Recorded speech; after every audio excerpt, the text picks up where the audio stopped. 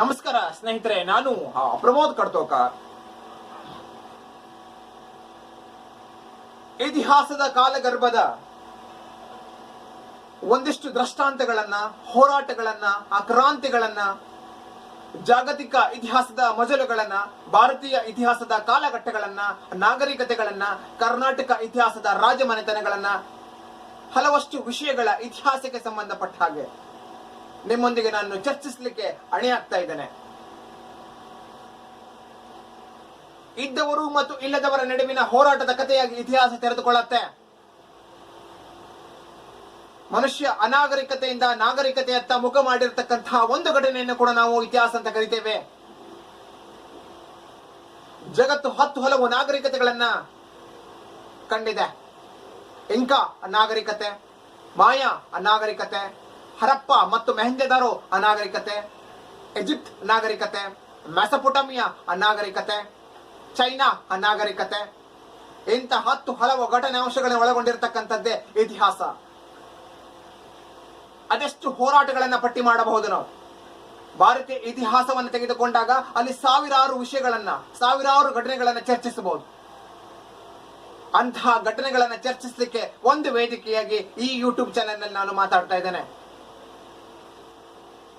ಜಾಗತಿಕ ಇತಿಹಾಸದ ವಿವಿಧ ಮಜಲುಗಳನ್ನ, ಇತಿಹಾಸದ ಕಾಲಗರ್ಭದಲ್ಲಿ ಒದಗಿರತಕ್ಕಂಥ ದೃಷ್ಟಾಂತಗಳನ್ನ, ವಿಚಾರಗಳನ್ನ, ವಿಮರ್ಶೆಗಳನ್ನ ನಿಮ್ಮೊಂದಿಗೆ ನಾನು ತೆರೆದಿಡ್ತಾ ಇದ್ದೇನೆ.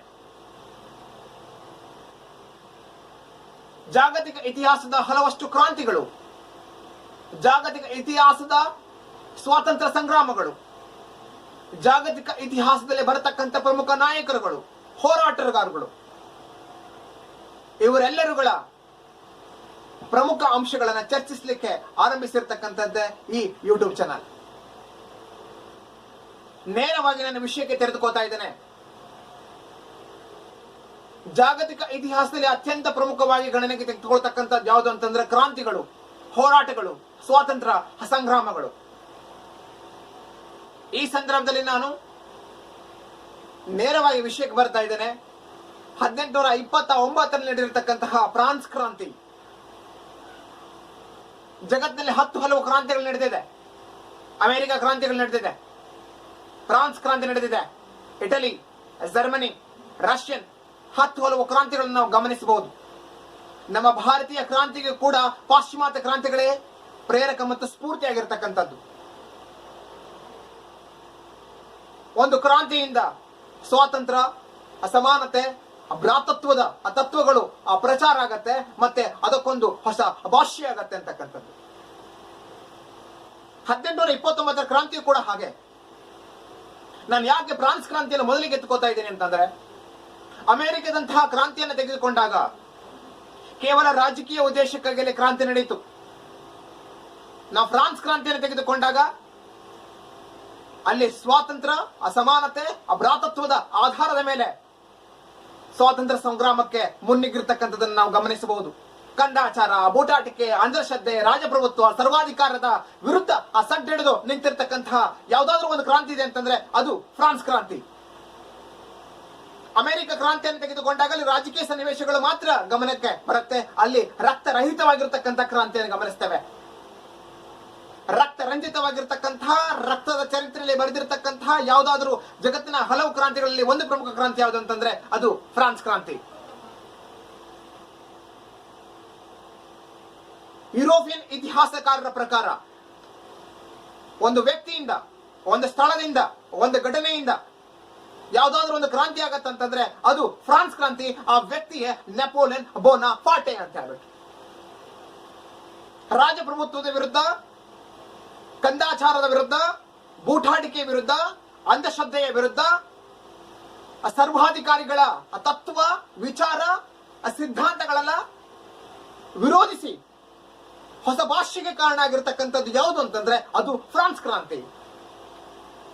ನೆಪೋಲಿಯನ್ ಬೋನಾಪಾರ್ಟೆಯನ್ನ ನಾವು ಕ್ರಾಂತಿಯ ಶಿಶು ಅಂತ ಕರಿತೀವಿ, ಕ್ರಾಂತಿಯ ಜನಕ ಅಂತ ಕರಿತೀವಿ. ಒಂದೊಮ್ಮೆ ನೆಪೋಲಿಯನ್ ಬೋನಾಪಾರ್ಟೆ ಹುಟ್ಟಿಲ್ಲ ಅಂತಂದ್ರೆ ಫ್ರಾನ್ಸ್ ನಲ್ಲಿ ಕ್ರಾಂತಿನೇ ಆಗ್ತಿರ್ಲಿಲ್ವೇನೋ. ಒಂದೊಮ್ಮೆ ರೂಸೋ ಹುಟ್ಟಿರ್ಲಿಲ್ಲ ಅಂತಂದ್ರೆ ಫ್ರಾನ್ಸ್ ನಲ್ಲಿ ಕ್ರಾಂತಿನೇ ಆಗ್ತಿರ್ಲಿಲ್ವೇನೋ.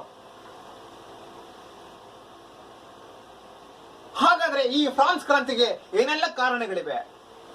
ಪ್ರಮುಖವಾಗಿರ್ತಕ್ಕಂಥ ಕಾರಣಗಳನ್ನು ನಾವು ಪಟ್ಟಿ ಮಾಡ್ತಾ ಹೋದ್ರೆ, ರಾಜಕೀಯವಾಗಿ ನಾವು ಒಂದಿಷ್ಟು ಅಂಶಗಳನ್ನು ವಿಮರ್ಶೆಗೆ ಒಳಪಡಿಸಬೇಕು ಮತ್ತು ಚರ್ಚೆಗೆ ಒಳಪಡಿಸಬೇಕು. ಇಡೀ ಫ್ರಾನ್ಸ್ ಅನ್ನ ಬೋರ್ಬೋನ್ ಮನೆತನ ಆಳ್ವಿಕೆ ನಡೆಸ್ತಾ ಇರತ್ತೆ. 14, 15 ಮತ್ತು 16ನೇ ಲೂಯಿಯ ಆಳ್ವಿಕೆ.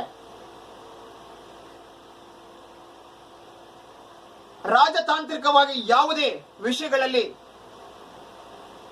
ಅಭಿವೃದ್ಧಿ ಕಾರ್ಯಗಳನ್ನು ನಡೆಸದೆ 14, 15 ಮತ್ತು 16ನೇ ಲೂಯಿ ಲೋಭತನದಿಂದ, ಬೂಟಾಟಿಕೆಯಿಂದ, ಅಂಧಶ್ರದ್ಧೆಯಿಂದ ಅರಾಜಕತೆಯ ಮುಖದತ್ತ, ಅರಾಜಕತೆಯತ್ತ ಸಾಮ್ರಾಜ್ಯವನ್ನ, ಅರಾಜಕತೆಯತ್ತ ಫ್ರಾನ್ಸ್ ಅನ್ನ, ಇಡೀ ಫ್ರಾನ್ಸ್ ಅನ್ನ ಅಧಪತನದತ್ತ ಕೊಂಡೊಯ್ದಿರ್ತಕ್ಕಂಥದ್ದನ್ನು ಕೂಡ ನಾವು ಗಮನಿಸ್ತೇವೆ. ಅಲ್ಲಿ ಫ್ರಾನ್ಸ್ನ ಜನತೆ ಒಂದು ಹೊತ್ತಿನ ಊಟಕ್ಕಾಗಿ ಪರದಾಡ್ತಾ ಇದ್ದ ಸಂದರ್ಭದಲ್ಲಿ 15ನೇ ಲೂಯಿ ಸಪ್ತವಾರ್ಷಿಕ ಕದನವನ್ನ ನಡೆಸ್ತಾನೆ. ಇನ್ನು 16ನೇ ಲೂಯಿಯನ್ನು ಗಮನಿಸಿದಾಗ ಮೋಜು ಮಸ್ತಿಯೊಂದಿಗೆ ಇರ್ತಕ್ಕಂಥ ಒಬ್ಬ ವ್ಯಕ್ತಿ ತನ್ನ 20ನೇ ವರ್ಷಕ್ಕೆ ಅಧಿಕಾರಕ್ಕೆ ಬರತಕ್ಕಂತಹ ರಾಜ ಯಾರು ಅಂತಂದ್ರೆ 16ನೇ ಲೂಯಿ. ರಾಜತಾಂತ್ರಿಕವಾಗಿ ಯಾವುದೇ ರೀತಿಯಾಗಿರ್ತಕ್ಕಂತಹ ಜ್ಞಾನವಿಲ್ಲದೆ ಇರತಕ್ಕಂತಹ ವ್ಯಕ್ತಿ ಅಧಿಕಾರಕ್ಕೆ ಬರ್ತಾನೆ. ಅದಕ್ಕೆ ಇಂಪು ಕೊಡುವಂತೆ ಆಸ್ಟ್ರಿಯಾದ ರಾಜಕುಮಾರಿಯಾಗಿರ್ತಕ್ಕಂತಹ ಮೇರಿ ಆಂಟಾಯಿನೆಟ್ ನ ಮದುವೆ ಆಗ್ತಾನೆ 16ನೇ ಲೂಯಿ. ರಾಜತಾಂತ್ರಿಕ ವಿಭಾಗದ ಎಲ್ಲಾ ಕೆಲಸಗಳಲ್ಲಿ ಕೂಡ ಹಸ್ತಕ್ಷೇಪ ಮಾಡಿರತಕ್ಕಂತಹ ಮಹಿಳೆ ಮೇರಿ ಆಂಟಾಯಿನೆಟ್. ತನ್ನ ಒಂದು ದಿನದ ಖರ್ಚಿಗಾಗಿ 500 ಒಂಟೆಗಳನ್ನ, 500 ಕತ್ತೆಗಳನ್ನ ತನ್ನ ಆಸ್ಥಾನದಲ್ಲಿ ಸಾಕೊಂಡಿರ್ತಕ್ಕಂತಹ ಮಹಿಳೆ ಮೇರಿ ಆಂಟಾಯಿನೆಟ್. ಒಂದು ಬ್ರೆಡ್ಡಿನ ಚೂರಿಗಾಗಿ ಇಡೀ ಫ್ರಾನ್ಸ್ನಾದ್ಯಂತ ಹಾಹಾಕಾರ ನಡೆದಂತಹ ಸಂದರ್ಭದಲ್ಲಿ ಮೇರಿ ಆಂಟಾಯಿನೆಟ್ ಮೃಷ್ಟಾನ್ನ ಭೋಜನ ಸವಿತಾ ಇದ್ದು ಅರಮನೆಯಲ್ಲಿ. ಒಂದು ರೊಟ್ಟಿಯ ತುಣುಕಿಗಾಗಿ ಇಡೀ ಫ್ರಾನ್ಸ್ ಹೋರಾಟವನ್ನು ನಡೆಸಿದಂತಹ ಸಂದರ್ಭದಲ್ಲಿ ದರ್ಪಿಷ್ಟವಾಗಿ ಮಾತಾಡಿರ್ತಕ್ಕಂತಹ ಮಹಿಳೆ ಮೇರಿ ಆಂಟಾಯಿನೆಟ್. ನೇರವಾಗಿ ಮೇರಿ ಆಂಟಾಯಿನೆಟ್ ಕೂಡ ಫ್ರಾನ್ಸ್ ಕ್ರಾಂತಿಗೆ ಕಾರಣ ಆಗ್ತಾಳೆ. ದರ್ಪಿಷ್ಟ ದುಂದುಗಾರಿಕೆಯ ವೆಚ್ಚದಾಯಕವಾಗಿರ್ತಕ್ಕಂಥ ಜೀವನ ಕೂಡ ಒಂದು ಫ್ರಾನ್ಸ್ ಕ್ರಾಂತಿಗೆ ಕಾರಣ ಆಗಿರ್ತಕ್ಕಂಥದ್ದು. ಸಾಮಾಜಿಕವಾಗಿರ್ತಕ್ಕಂಥ ಕ್ರಾಂತಿಗಾಗಿ ನಾವು ತೆರೆದುಕೊಂಡಾಗ ಆ ಸವಲತ್ತುಗಳನ್ನ ಪಡಿತಕ್ಕಂತಹ ಒಂದು ವರ್ಗ, ಸವಲತ್ತುಗಳು ಇಲ್ಲದೆ ಇರತಕ್ಕಂತಹ ಒಂದು ವರ್ಗ, ಕೇವಲ ಪ್ರತಿಶತ 2 ಜನರು ಮಾತ್ರ ಸವಲತ್ತುಗಳನ್ನ ಪಡಿತಕ್ಕಂಥ ಒಂದು ವರ್ಗವಾಗಿ ಕಾಣಕ್ಕೆ ಸಿಗತ್ತೆ ನಮಗಲ್ಲಿ. 98% ಪ್ರಮಾಣದಲ್ಲಿ ಆ ಸವಲತ್ತುಗಳನ್ನ ಪಡೆದಿರತಕ್ಕಂತಹ ಒಂದು ವರ್ಗದ ಸೃಷ್ಟಿಯು ಕೂಡ ಫ್ರಾನ್ಸ್ ಕ್ರಾಂತಿಗೆ ಕಾರಣ ಆಗತ್ತೆ. ಆರ್ಥಿಕವಾಗಿರ್ತಕ್ಕಂತಹ ಕಾರಣವನ್ನ ನಾವು ಪಟ್ಟಿ ಮಾಡ್ತಾ ಹೋಗೋದಾದ್ರೆ, ಸಂಪೂರ್ಣವಾಗಿ ಇರತಕ್ಕಂತಹ ಆರ್ಥಿಕ ವ್ಯವಸ್ಥೆಯನ್ನ, ಸಂಪೂರ್ಣವಾಗಿ ಹದಗೆಟ್ಟಿರ್ತಕ್ಕಂತಹ ಆರ್ಥಿಕ ವ್ಯವಸ್ಥೆಯನ್ನ ಸರಿದೂಗಿಸುವ ಸಲುವಾಗಿ 16ನೇ ಲೂಯಿ ಟರ್ಗೋಟ್ ಎಂತಕ್ಕಂತಹ ಅರ್ಥ ಸಚಿವನನ್ನ ನೇಮಕ ಮಾಡ್ತಾನೆ. ಟರ್ಗೋಟ್ ಹಣಕಾಸಿನ ವಿಷಯವಾಗಿ ಆಸ್ಥಾನದಲ್ಲಾಗಿರುವಂತಹ ದುಂದುಗಾರಿಕೆಯನ್ನ ತಡೆಗಟ್ಟುವಂತೆ ವಿಚಾರವನ್ನು ಸ್ಪಷ್ಟಪಡಿಸಿದಾಗ, ಆಸ್ಥಾನದಲ್ಲಾಗಿರುವಂತಹ ದುಂದುಗಾರಿಕೆಯ ಬಗ್ಗೆ ಪ್ರಶ್ನೆಯನ್ನೆತ್ತಿದಾಗ ಮೇರಿ ಆಂಟಾಯಿನೆಟ್ ಕೋಪಕ್ಕೆ ತುತ್ತಾಗಬೇಕಾಗತ್ತೆ, ತನ್ನ ಅಧಿಕಾರವನ್ನ ಕಳ್ಕೊಳ್ಬೇಕಾಗತ್ತೆ. ಟರ್ಗೋಟ್ ಸ್ಥಾನಕ್ಕೆ ಬಂದಿರತಕ್ಕಂಥವನು ನೇಕರ್ನು ಕೂಡ ಕೂಲಂಕುಷವಾಗಿ ಪರಿಶೀಲಿಸಿ ನೋಡ್ತಾನೆ. ಸಂಪೂರ್ಣವಾಗಿರ್ತಕ್ಕಂಥ ಅರ್ಥವ್ಯವಸ್ಥೆ ಹದಗೆಟ್ಟು ಹೋಗಿದೆ. ಅದಕ್ಕೆ ಕಾರಣ ಇವರ ದುಂದುಗಾರಿಕೆಯ ಜೀವನ, ಅಸಮರ್ಪಕವಾಗಿರ್ತಕ್ಕಂತಹ ಆಡಳಿತ ವ್ಯವಸ್ಥೆ, ರಾಜತಾಂತ್ರಿಕವಾಗಿ ಯಾವುದೇ ವಿಚಾರಗಳಲ್ಲಿ ಸ್ಪಷ್ಟತೆ ಇಲ್ಲದಿರುವುದು ಕೂಡ ಫ್ರಾನ್ಸ್ ಕ್ರಾಂತಿಗೆ ಕಾರಣ ಆಗತ್ತೆ. ಇದನ್ನ ಸ್ಪಷ್ಟಪಡಿಸಿದಾಗ ಟರ್ಗೋಟ್ ನಂತರ ನೇಕರ್ನು ಕೂಡ ಅಧಿಕಾರವನ್ನ ಕಳ್ಕೊಳ್ಬೇಕಾಗತ್ತೆ. ನೇಕರ್ ಸ್ಥಾನಕ್ಕೆ ಬಂದಿರತಕ್ಕಂಥದ್ದು ಕೆಮೆಲ್ಲೆ, 3ನೇ ಅರ್ಥ ಸಚಿವನಾಗಿ ಬಂದಿರತಕ್ಕಂಥವನು. ಸಂಪೂರ್ಣವಾಗಿರ್ತಕ್ಕಂತಹ ಕೋಟೆಯನ್ನ ದೋಚ್ಕೊಂಡು ಹೋಗಿದ ನಂತರ ಕೋಟೆಯ ಬಾಗಿಲುಗಳನ್ನ ಹಾಕುವಂತಹ ಪ್ರಯತ್ನ ಮಾಡಲಿಕ್ಕೆ ಸಾಧ್ಯ ಆಗಲ್ಲ ಅನ್ನುವಂಥದ್ದು. ಸಂಪೂರ್ಣವಾಗಿರ್ತಕ್ಕಂತಹ ಅಧಪತನದ ದಾರಿಯಲ್ಲಿ ಇರುವಂತಹ ರಾಜ್ಯವನ್ನ ಯಾವ ರೀತಿಯಾಗಿ ಕಾಪಾಡಲಿಕ್ಕೆ ಸಾಧ್ಯ ಆಗತ್ತೆ? ತೆರಿಗೆಗಳನ್ನು ಹಾಕ್ತಾರೆ. ತೆರಿಗೆಗಳನ್ನು ಜನ ಕಟ್ಟಲಿಕ್ಕೆ ಸಾಧ್ಯ ಆಗ್ಬೇಕಲ್ಲ. ಯಾವ ರೀತಿಯಾಗಿರ್ತಕ್ಕಂತಹ ವಿಷಯಗಳನ್ನು ಸ್ಪಷ್ಟವಾಗಿ ತಿಳ್ಕೊಳ್ಳಕ್ಕೆ ಸಾಧ್ಯ ಆಗಿರ್ತಕ್ಕಂಥ ಕೆಮೆಲ್ಲೆ ಸಂಪೂರ್ಣವಾಗಿ ಎಲ್ಲ ಯೋಜನೆಗಳು ವಿಫಲವಾಗತ್ತೆ. ಈ ವಿಫಲತೆಯ ಕಾರಣವೂ ಕೂಡ ಫ್ರಾನ್ಸ್ ಕ್ರಾಂತಿಗೆ ಕಾರಣ ಆಗತ್ತೆ ಅಂತಕ್ಕಂಥದ್ದು. ಅಮೆರಿಕ ಕ್ರಾಂತಿಯ ಪ್ರಭಾವ, ಅಮೆರಿಕ ಸೈನ್ಯದಲ್ಲಿ ಫ್ರಾನ್ಸ್ ಸೈನಿಕರು ವೃತ್ತಿಯನ್ನು ನಡೆಸ್ತಾ ಇದ್ರು. 1776ಕ್ಕೆ ಅಮೆರಿಕ ಸ್ವಾತಂತ್ರ್ಯವನ್ನು ಪಡೆಯುತ್ತೆ, ಅಮೆರಿಕ ಕ್ರಾಂತಿ ಸಂಭವಿಸುತ್ತೆ. ಇದರ ಪ್ರಭಾವ ಫ್ರೆಂಚ್ ಸೈನಿಕರ ಮೇಲೆ ಬೀಳುತ್ತೆ. ನಾವು ಕೂಡ ನಮ್ಮ ದೇಶದಲ್ಲಿ ಹೊಸ ಕ್ರಾಂತಿಯನ್ನ ಹೊರಡಿಸಬಹುದು. ರಾಜಪ್ರಭುತ್ವದ ವಿರುದ್ಧ, ನಿರಂಕುಶ ಅಧಿಕಾರದ ವಿರುದ್ಧ ಅಸಡ್ಡೆಡೆದು ಹೊಸ ಆಡಳಿತ ಪದ್ಧತಿಯನ್ನು, ಹೊಸ ಸಂವಿಧಾನವನ್ನ ತಿಳ್ಕೋಬಹುದಂತಹ ಒಂದು ವಿಷಯಕ್ಕಾಗಿ ಅಮೆರಿಕ ಕ್ರಾಂತಿಯು ಕೂಡ ಫ್ರಾನ್ಸ್ ಕ್ರಾಂತಿಗೆ ಕಾರಣ ಆಗತ್ತೆ ಅಂತಕ್ಕಂಥದ್ದು. ಅದರಂತೆ ತತ್ವಜ್ಞಾನಿಗಳ ಪ್ರಭಾವ ತಮ್ಮ ಬರವಣಿಗೆಯ ಮೂಲಕ, ಭಾಷಣದ ಮೂಲಕ, ಭಿತ್ತಿ ಪತ್ರಗಳ ಮೂಲಕ ಜನರಲ್ಲಿ ಮನೆ ಮಾಡಿರತಕ್ಕಂತಹ ಮೂಢನಂಬಿಕೆಗಳನ್ನ, ಅಂಧಶ್ರದ್ಧೆಗಳನ್ನ ಮತ್ತು ಕಂದಾಚಾರ ಇನ್ನಿತರ ವಿಷಯಗಳ ಬಗ್ಗೆ ಸ್ಪಷ್ಟವಾದ ನಿಲುವನ್ನ ತೋರಿಸಿರ್ತಕ್ಕಂಥದ್ದು ತತ್ವಜ್ಞಾನಿಗಳ ಪ್ರಭಾವ. ಅದು ಮಾಂಟೆಸ್ಕ್ಯೂ ಆಗಿರ್ಲಿ, ವೋಲ್ಟರ್ ಆಗಿರ್ಲಿ ಅಥವಾ ರೂಸೋ ಆಗಿರ್ಲಿ. So Montesquieu the spirit of the loss ಅಂತಕ್ಕಂಥ ಕೃತಿಯನ್ನು ಬರೀತಾನೆ. ಇಡೀ ಫ್ರಾನ್ಸ್ನಾದ್ಯಂತ 20 ವರ್ಷಗಳ ಕಾಲ ಸಂಚಾರ ನಡೆಸ್ತಾನೆ ಮಾಂಟೆಸ್ಕ್ಯೂ.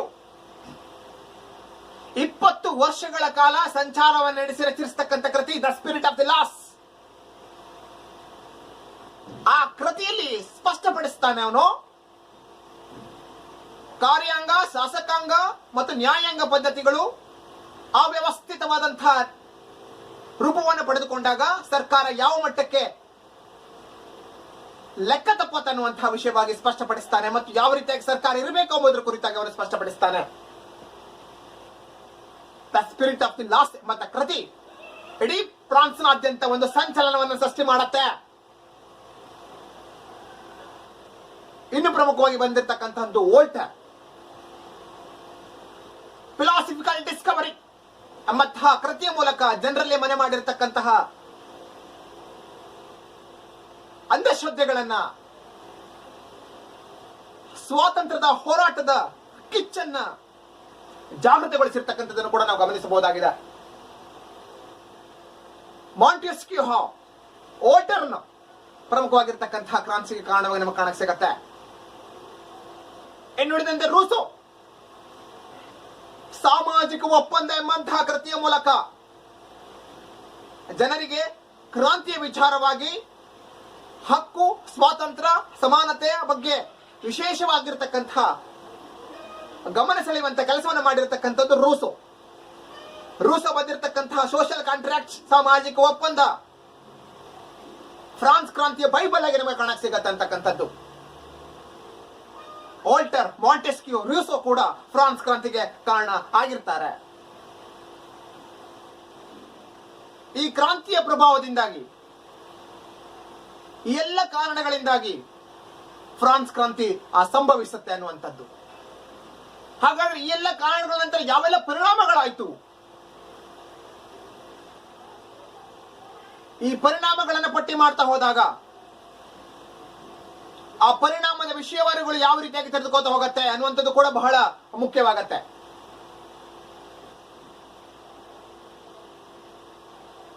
ಹಲವಾರು ವರ್ಷಗಳಿಂದ ಕರೆದೇ ಇರತಕ್ಕಂತಹ ಸ್ಟೇಟ್ ಜನರಲ್ ಸಭೆಯನ್ನ 16ನೇ ಲೂಯಿ ಕರೀತಾನೆ.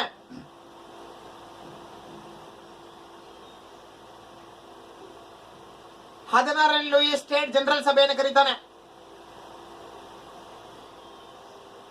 3 ವರ್ಗದ ಜನತೆಗೋಸ್ಕರ ಆಸನಗಳನ್ನು ಸಿದ್ಧಪಡಿಸ್ತಾನ ಅವನು. 1ನೇ ವರ್ಗ, 2ನೇ ವರ್ಗ ಮತ್ತು 3ನೇ ವರ್ಗ. ಇದರಲ್ಲಿ 1ನೇ ವರ್ಗ ಮತ್ತು 2ನೇ ವರ್ಗದ ವಿಷಯವನ್ನ ಗಮನಕ್ಕೆ ತೆಗೆದುಕೊಂಡು ಶಾಸನಗಳನ್ನು ಹೊರಡಿಸ್ತಾನೆ. ಇಲ್ಲಿ 3ನೇ ವರ್ಗದ ಜನ ಸಂಪೂರ್ಣವಾಗಿ ಇದನ್ನ ವಿರೋಧಿಸ್ತಾರೆ. 1ನೇ ವರ್ಗಕ್ಕೆ ನೀಡಿರತಕ್ಕಂತಹ ಹಕ್ಕು, ಸ್ವಾತಂತ್ರ್ಯ, ಸಮಾನತೆಗಳನ್ನ 3ನೇ ವರ್ಗಕ್ಕೂ ಕೂಡ ನೀಡಬೇಕೆಂಬುದಾಗಿ ಹೋರಾಟವನ್ನ ಮಾಡುವ ಒಂದು ಸೂಚನೆಯನ್ನು ಕೂಡ ಕೊಡ್ತಕ್ಕಂಥದ್ದು ಕ್ರಾಂತಿಯ ಪರಿಣಾಮವಾಗಿ ಮೊಟ್ಟ ಮೊದಲ ಬಾರಿಗೆ ನಮಗೆ ಕಾಣಿಸ್ಕೊಳ್ಳಕ್ ಸಿಗತ್ತೆ ಅನ್ನುವಂಥದ್ದು.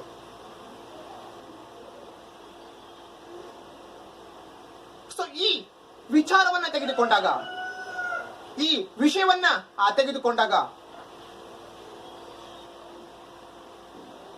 ಪ್ರಮುಖವಾದ ಒಂದು ಅಂಶವನ್ನ ನಾವು ನೋಡಬೇಕಾಗತ್ತೆ. ಕ್ರಾಂತಿಯ ಪರಿಣಾಮವಾಗಿ ನಾವು ನೋಡುವುದಾದ್ರೆ 16ನೇ ಲೂಯಿ ಆರ್ಥಿಕ ವ್ಯವಸ್ಥೆಯನ್ನ ಸರಿದೂಗಿಸುವ ಸಲುವಾಗಿ 1789 ಮೇ 5ಕ್ಕೆ ದ ಸ್ಟೇಟ್ ಜನರಲ್ ಸಭೆಯನ್ನು ಕರೀತಾನೆ. 3 ವರ್ಗ ಜನರ ಷಷ್ಠಿಯ ಅನುಗುಣವಾಗಿ ಆಸನದ ವ್ಯವಸ್ಥೆಯಲ್ಲಿ ಮಾಡಿರ್ತಾರೆ. 3ನೇ ವರ್ಗದ ಜನತೆಗೆ ಬೇರೆ ರೀತಿಯಾಗಿರ್ತಕ್ಕಂಥ ಆಸನದ ವ್ಯವಸ್ಥೆ ಮಾಡಿರ್ತಾರೆ.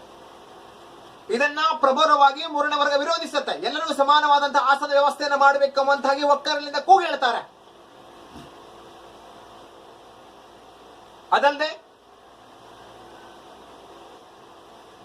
1 ಮತ್ತು 2ನೇ ವರ್ಗದ ಜನತೆಯ ವಿಚಾರವನ್ನ ಮಾತ್ರ ಗಮನಕ್ಕೆ ತೆಗೆದುಕೊಂಡು 3ನೇ ವರ್ಗದ ವಿಚಾರವನ್ನ ಕಡೆಗಣಿಸಿ ಶಾಸನಗಳನ್ನ 16ನೇ ಕೈಗೊಳ್ಳುತ್ತಾನೆ. ಇದು 3ನೇ ವರ್ಗದ ಕೋಪಕ್ಕೆ ತುತ್ತಾಗುವಂತೆ ಮಾಡುತ್ತೆ. ಅಲ್ಲದೆ ಅದನ್ನ ಪ್ರಬಲವಾಗಿ ವಿರೋಧಿಸ್ತಾರೆ. 1789 ಸಮಯದ ತರುವಾಯದಲ್ಲಿ 1ನೇ ವರ್ಗ ಮತ್ತು 2ನೇ ವರ್ಗದ ಅಧಿಕಾರಿಗಳು ಮಾತ್ರ ಕಾರ್ಯಕಲಾಪಗಳನ್ನು ನಡೆಸುತ್ತಿರುವಂತಹ ಸಮಯದಲ್ಲಿ 3ನೇ ವರ್ಗದ ಜನತೆ ಕಾರ್ಯಕಲಾಪಕ್ಕೆ ಬಂದಾಗ ಪೊಲೀಸರನ್ನು ಕರೆಸಿಬಿಟ್ಟು ಅವರನ್ನ ಆ ಕಾರ್ಯಕಲಾಪದ ಜಾಗದಿಂದ 16ರಲ್ಲಿ ಓಡಿಸ್ತಾನೆ ಅಂತಕ್ಕಂಥದ್ದು. 3ನೇ ವರ್ಗದ ಜನತೆ ನಾವು ಇಡೀ ಫ್ರಾನ್ಸ್ಗಾಗಿ ಹೊಸ ಸರ್ಕಾರವನ್ನ, ಹೊಸ ಆಡಳಿತವನ್ನ, ಹೊಸ ಸಂವಿಧಾನವನ್ನ ಪಡ್ಕೊಳ್ಳುವವರೆಗೂ ಕೂಡ ಇಲ್ಲಿಂದ ಕದಲೋದಿಲ್ಲ ಅಂತ ಹೇಳ್ಬಿಟ್ಟು ಪ್ರತಿಜ್ಞೆಯನ್ನ ಕೈಗೊಳ್ತಾರೆ. ಇದನ್ನ ಟೆಲಿಸ್ಕೋಟ್ ಪ್ರತಿಜ್ಞೆ ಅಂತ ನಾವು ಕರಿತೀವಿ.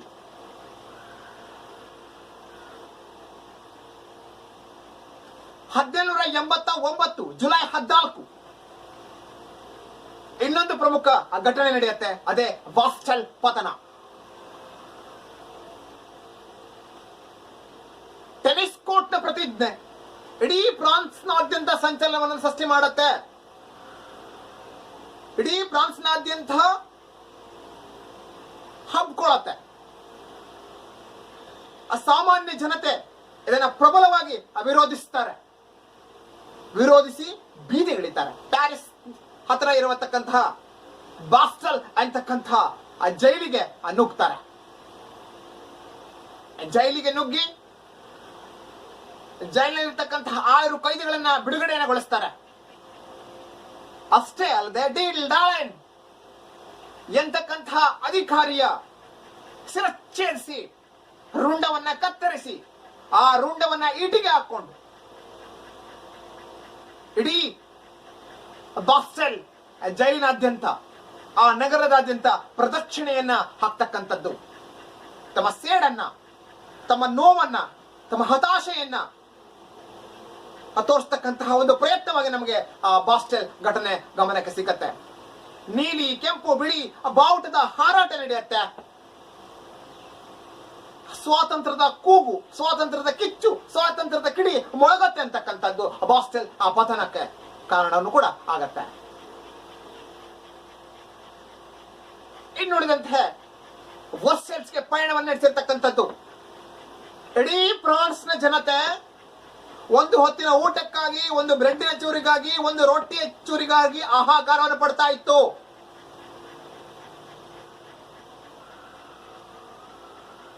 ರಾಜ ವರ್ಸೆಲ್ಸ್ ನಲ್ಲಿ ವೈಭೋಗದಿಂದ ಬದುಕುಗಳನ್ನು ಕಳೀತಾ ಇದ್ದಂತಹ ಸಮಯಕ್ಕೆ ಪ್ಯಾರಿಸ್ನ ಜನತೆ ವರ್ಸೆಲ್ಸ್ಗೆ ಪಯಣವನ್ನು ಬೆಳೆಸ್ತಾರೆ. ಸುಮಾರಾಗಿ 10,000 ಜನ. ನಮ್ಮ ರಾಜನ ನಾವು ಪ್ಯಾರಿಸ್ಗೆ ಕರ್ಕೊಂಡು ಬಂದ್ರೆ ನಮ್ಮ ಕಷ್ಟದ ದಿನಗಳು ಪರಿಹರಿಸಿಕೊಳ್ಳಬಹುದು ಅಂತ, ಕೊನೆ ಆಗ್ಬಹುದು ಅನ್ನುವಂತಹ ಆಸೆಯಿಂದ 10,000 ಜನ ವರ್ಸೆಲ್ಸ್ಗೆ ಹೋಗ್ತಾರೆ. ವರ್ಸೆಲ್ಸ್ಗೆ ಹೋಗ್ಬಿಟ್ಟು ರಾಜನಲ್ಲಿ ಬೇಡ್ಕೊಳ್ತಾರೆ, ಒಂದು ರೊಟ್ಟಿಯ ತುಣುಕುಗಳನ್ನ ಕೊಡು. ಬೀದಿಗಳಲ್ಲಿ ಅಮಾಯಕ ಜನರು ಹಣಗಳಾಗ್ತಾ ಇದ್ದಾರೆ.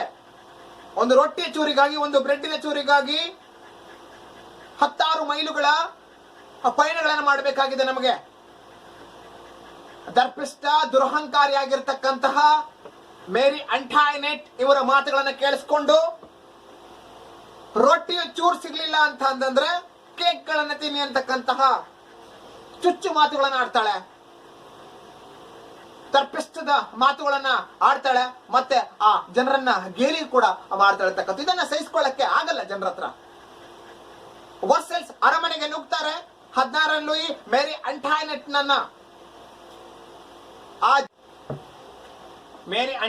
ನನ್ನ ಮತ್ತು 16 ಲೂಯಿಯನ್ನ ಜನತೆ ವರ್ಸೆಲ್ಸ್ ನಿಂದ ಕರೆದುಕೊಂಡು ಬರ್ತಾ ಕೂಗ್ತಾ ಬರ್ತಕ್ಕಂಥದ್ದು, ಉದ್ವೇಗದಿಂದ ಬಹುದ್ವೇಗದಿಂದ ರೊಟ್ಟಿಯವನನ್ನ ಮತ್ತು ರೊಟ್ಟಿಯವನ ಹೆಂಡತಿಯನ್ನ ನಾವು ಕರೆದುಕೊಂಡು ಬರ್ತಾ ಇದ್ದೀವಿ ಅಂತಕ್ಕಂಥದ್ದು.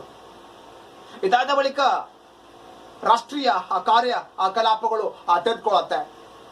ಇಡೀ ಫ್ರಾನ್ಸ್ನಾದ್ಯಂತ ಬೋರ್ಬೋನ್ ಮನೆತನ ಏನ್ ಆಳ್ವಿಕೆ ನಡೆಸ್ತಾ ಇತ್ತು, ಆ ರಾಜಪ್ರಭುತ್ವ ಕೊನೆ ಆಗ್ತಾ ಹೋಗ್ತಕ್ಕಂಥದ್ದನ್ನ ನಾವು ಗಮನಿಸ್ತೇವೆ ಅಂತ. ರಾಷ್ಟ್ರೀಯ ಕಾರ್ಯಕಲಾಪಗಳು ಲಪಾಯಿಟಿ ಸಿದ್ಧಪಡಿಸಿರ್ತಕ್ಕಂತಹ ನೀತಿಗಳನ್ನ ರದ್ದುಪಡಿಸಿರ್ತಕ್ಕಂಥದ್ದು, ರಾಜಪ್ರಭುತ್ವವನ್ನ ರದ್ದುಪಡಿಸಿರ್ತಕ್ಕಂಥದ್ದು, ನಿರಂಕುಶ ಆಡಳಿತವನ್ನ ರದ್ದತಿ ಮಾಡಿರ್ತಕ್ಕಂಥದ್ದು, ಗುಲಾಮಗಿರಿಯನ್ನ ರದ್ದತಿ ಮಾಡಿರ್ತಕ್ಕಂಥದ್ದು, ಅವರು ಮಾಡಿರ್ತಕ್ಕಂಥ ಸಿದ್ಧಾಂತ ತತ್ವಗಳನ್ನ ರದ್ದತಿ ಮಾಡಿರ್ತಕ್ಕಂಥದ್ದನ್ನ ನಾವು ಗಮನಿಸ್ತೇವೆ. ಇದಾದ ಬಳಿಕ ಇನ್ನೊಂದು ಪ್ರಮುಖ ಘಟನೆ ತೆಗೆದುಕೊಳ್ಳುತ್ತೆ ನಮಗೆ. ಸೆಪ್ಟೆಂಬರ್ ಕಗ್ಗೊಲೆ. 1791 ಅಧಿಕಾರವನ್ನ ಕಳೆದುಕೊಂಡಂತ 16 ಲೂಯಿ ಹುಚ್ಚನಂತನಾಗ್ತಾನೆ. ಇನ್ನೇನು ನಾನು ಫ್ರಾನ್ಸ್ ನಲ್ಲಿ ಇದ್ದಿದ್ರೆ, ನಾನು ಪ್ಯಾರಿಸ್ ನಲ್ಲಿ ಇದ್ರೆ ನನ್ನ ಸಜೀವವಾಗಿ ದಹನ ಮಾಡ್ತಾರೆ ಜನ. ಯಾಕಂತಂದ್ರೆ ಅವನು ಅಷ್ಟೊಂದು ಅಮಾಯಕ ಜನರ ಪ್ರಾಣಗಳ ಜೊತೆ ಆಟ ಆಡಿದ್ದಾನೆ, ಅಷ್ಟೊಂದು ಅಮಾಯಕ ಜನರ ಪ್ರಾಣಗಳನ್ನ ತೆಗೆದಿದ್ದಾನೆ, ಹತ್ಯೆ ಮಾಡಿರ್ತಕ್ಕಂಥ ಕೆಲಸಗಳನ್ನ ಮಾಡಿದ್ದಾನೆ. 16 ಲೂಯಿ ಪ್ಯಾರಿಸ್ ಅನ್ನ ಬಿಟ್ಟು ಜರ್ಮನಿಗೆ ಪಲಾಯನ ಮಾಡ್ಬೇಕಂತ ಯೋಚನೆ ಮಾಡಿಕೊಂಡಿರ್ತಾನೆ. ಮಾರುವೇಷದಲ್ಲಿ ಹೊರಟಿರುವಂತಹ ಸಂದರ್ಭದಲ್ಲಿ ಒಬ್ಬ ಕೃಷಿಕ ಅವನನ್ನು ನೋಡಿ ಪ್ಯಾರಿಸ್ ಜನತೆಗೆ ಒಪ್ಪಿಸ್ತಾನೆ. ಅಮಾಯಕರ ಕಗ್ಗೊಲೆ ಮಾಡಿರ್ತಕ್ಕಂತಹ ರಾಜನನ್ನ ಜನ ಸುಮ್ಮನೆ ಬಿಟ್ಟು ಬಿಡ್ತಾರಾ? ಹೇಗೆ ಸುಮ್ಮನೆ ಬಿಡ್ಲಿಕ್ಕೆ ಸಾಧ್ಯತೆ ಇದೆ? ಅವನೇ ಕಂಡು ಹಿಡಿದಿರ್ತಕ್ಕಂತಹ, ಅವನ ಆಸ್ಥಾನದಲ್ಲಿ ಬಳಕೆ ಮಾಡಿರ್ತಕ್ಕಂತಹ ಗಿಲೋಟಿನ್ ಯಂತ್ರ, ಅವನ ಪ್ರಭುತ್ವದ ವಿರುದ್ಧ, ಅವನ ರಾಜಪ್ರಭುತ್ವದ ವಿರುದ್ಧ ಯಾರಾದ್ರೂ ಮಾತಾಡಿದ್ರೆ ಅದನ್ನ ಹುಟ್ಟೊಡಗಿಸಲು ಸಲುವಾಗಿ ಕಂಡುಹಿಡಿದಿರ್ತಕ್ಕಂಥ ಒಂದು ಯಂತ್ರ ಗಿಲೋಟಿನ್ ಯಂತ್ರ. ಸಾವಿರಾರು ಜನರ ಮಾರಣ ಹೋಮಗಳನ್ನ, ರಕ್ತಪಾತವನ್ನ ಮಾಡಿರ್ತಕ್ಕಂಥ ಒಂದು ಯಂತ್ರ ಗಿಲೋಟಿನ್ ಯಂತ್ರ 16ನೇ ಕಾಲದಲ್ಲಿ ಆರಂಭ ಆಗಿರ್ತಕ್ಕಂಥದ್ದು. ಅಮಾಯಕ ಜನರನ್ನ ಅದರಲ್ಲಿ ಸಾಯಿಸಿದನಂತಂದ್ರೆ ಪ್ಯಾರಿಸ್ ಜನತೆ ಅವನನ್ನು ಬಿಟ್ಟು ಬಿಡ್ತಾರ? ಅವನನ್ನಷ್ಟೇ ಅಲ್ಲ, ಮೇರಿ ಅಂಟಾಯ್ನೆಟ್ ಅನ್ನು ಕೂಡ ಗಿಲೋಟಿನ್ ಯಂತ್ರಕ್ಕೆ ಕೊಟ್ಟು ಸಾಯಿಸ್ತಕ್ಕಂಥದ್ದು. 1791 ಈ ಘಟನೆ ನಡೆಯುತ್ತೆ ಅನ್ನುವಂಥದ್ದು. ಇದಾದ ಬಳಿಕ 1793 1794 ಆ ಸಂದರ್ಭದಲ್ಲಿ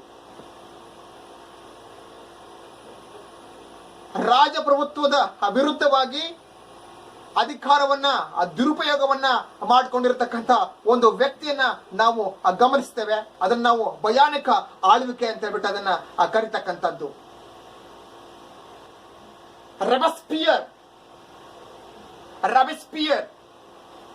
ರಾಬಿಸ್ಪಿಯರ್ ಎಂತಕ್ಕಂತಹ ಒಬ್ಬ ವ್ಯಕ್ತಿ ರಾಜಪ್ರಭುತ್ವವನ್ನ ಬೆಂಬಲಿಸುವಂತಹ ವ್ಯಕ್ತಿಗಳನ್ನ ಕಂಡಲ್ಲಿ ಗಿಲೋಟಿನ್ ಯಂತ್ರದಲ್ಲಿ ಕೊಟ್ಟು ಸಾಯಿಸ್ತಾ ಇದ್ದ. ಅದು ಮೇರಿ ಅಂಟಾಯ್ನೆಟ್ ಆಗಿರ್ಲಿ, 16 ಲೂಯಿ ಆಗಿರ್ಲಿ, ಯಾರ್ಯಾರು ರಾಜಪ್ರಭುತ್ವವನ್ನ ಒಪ್ಕೋತಾರೆ, ಯಾರು ರಾಜಪ್ರಭುತ್ವವನ್ನ ಬೆಂಬಲಿಸ್ತಾರೆ ಅವರೆಲ್ಲರನ್ನ ಗಿಲೋಟಿನ್ ಯಂತ್ರಕ್ಕೆ ತಂದು ಸಾಯಿಸ್ತಕ್ಕಂಥದ್ದು. 1200 ಜನ, 1200 ಜನವನ್ನ ಗಿಲೋಟಿನ್ ಯಂತ್ರ ಕೊಟ್ಟು ಸಾಯಿಸ್ತಾನೆ ರಾಬಿಸ್ಪಿಯರ್.